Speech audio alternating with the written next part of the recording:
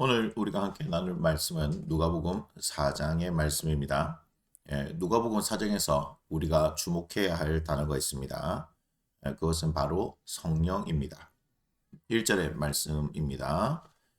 예수께서 성령의 충만함을 입어 요단강에서 돌아오사 광야에서 40일 동안 성령에게 이끌리시며 14절의 말씀입니다.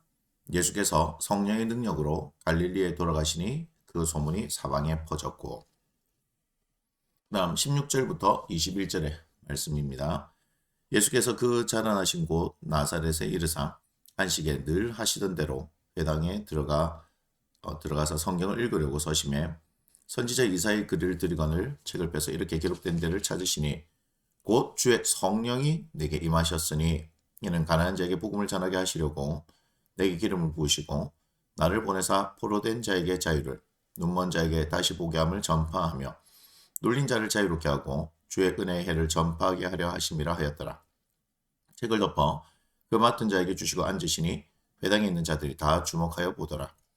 이에 예수께서 그들에게 말씀하시되 이 말씀이 오늘 너희에게 응하였느니라 하시니. 누가복음 이제 3장에서는 예수님께서 요단강에서 세례를 받으셨습니다. 그리고 이제 예수님의 족보 이야기가 나오지만 그것을 이제 빼고 이제 연결을 시켜 보면 이제 오늘 4장 1절의 말씀으로 이어지죠. 이제 여기서의 내용은 예수님께서 성령의 이끌리심을 통하여서 마귀의 시험을 이기신 것입니다. 그러면서 이 내용, 그죠? 마귀를 이기신 이 내용의 끝이 13절이죠.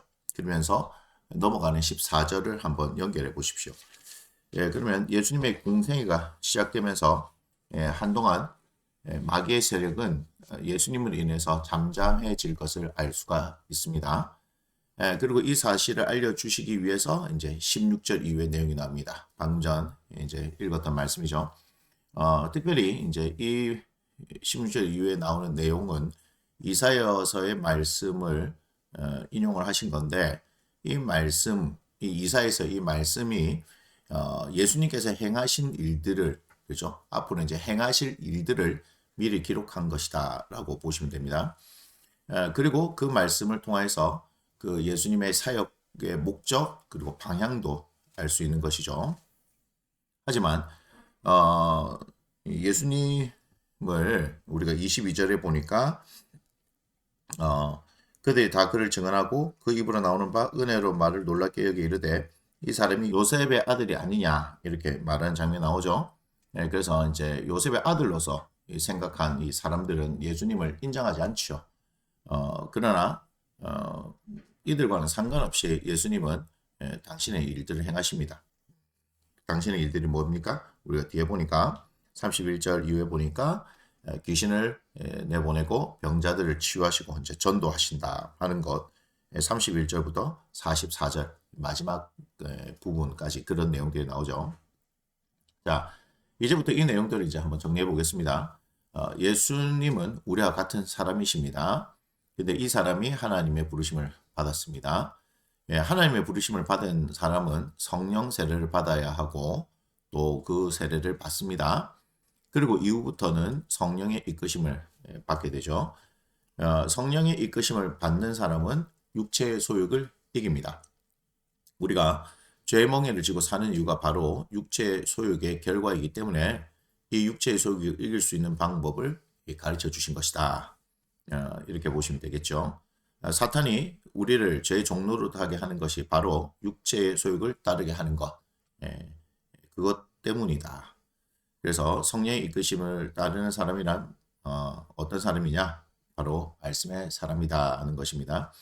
예수님께서 마귀를 이기신 방법이 바로 말씀이시죠.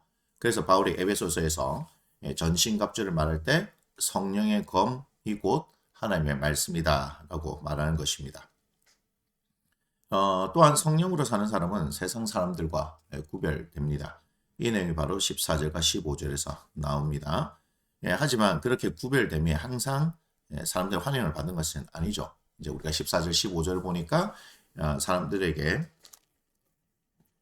이제 칭송을 받게 된다 이렇게 얘기하고 있지만 이제 우리가 16절 이후의 내용을 쭉 보니까 성령의 이끄심을 따라 사는 사람들이 환영을 받기도 하지만 꼭 그렇지 않은 이유는 세상의 죄를 드러내기 때문이다. 세상 사람들을 정죄하기 때문이 아닙니다. 그들을 정죄하기 때문이 아니라 우리 속에 있는 진리의 빛이 그들 속에 있는 거짓의 어둠에 비치기 때문입니다. 이 빛에 반응하는 것이 항상 긍정적이지는 않다는 거죠. 부정적 반응이 오히려 더 많은 것입니다.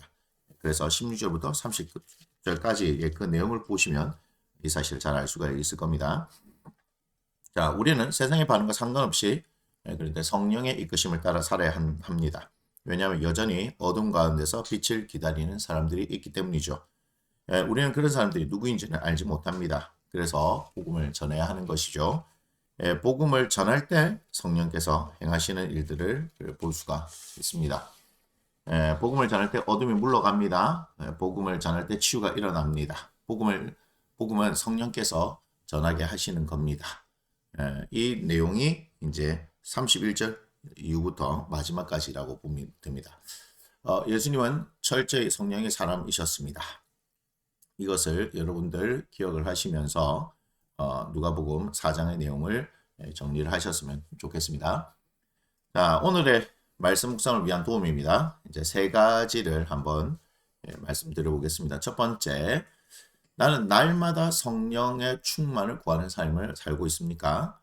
성령의 충만을 구하는 분명한 이유를 알고 있습니까? 한번 묵상해 보시기 바랍니다. 두 번째입니다. 나는 세상을 이기는 방법을 말씀에서 찾고 있습니까? 이 일을 위해 성령이 이끄심을 구하고 있습니까? 한번 묵상해 보시기 바랍니다. 마지막입니다. 나는 복음이 무엇인지, 복음이 무슨 일을 하는지 알고 있습니까? 성경은 복음의 능력을 말하는데 나는 복음의 능력을 나타내는 삶을 살고 있습니까? 한번 묵상해 보시기 바랍니다. 누가복음 4장의 말씀은 여기에서 마치도록 하겠습니다.